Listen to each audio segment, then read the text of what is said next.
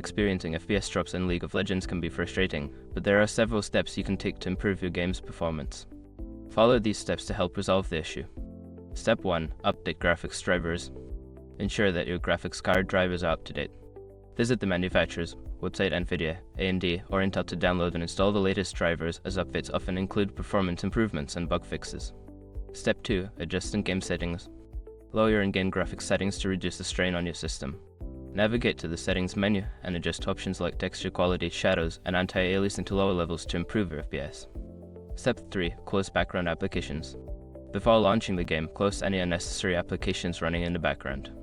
This frees up system resources and can help improve performance during gameplay. Step 4. Optimize game files. Use the League of Legends client to repair game files.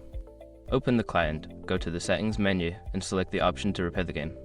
This can fix any corrupted files that may be causing performance issues. Step 5. Check system requirements. Ensure that your computer meets the minimum system requirements for League of Legends.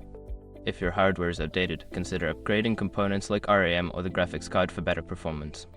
By following these steps, you should be able to reduce FPS drops and enjoy a smoother gaming experience in League of Legends.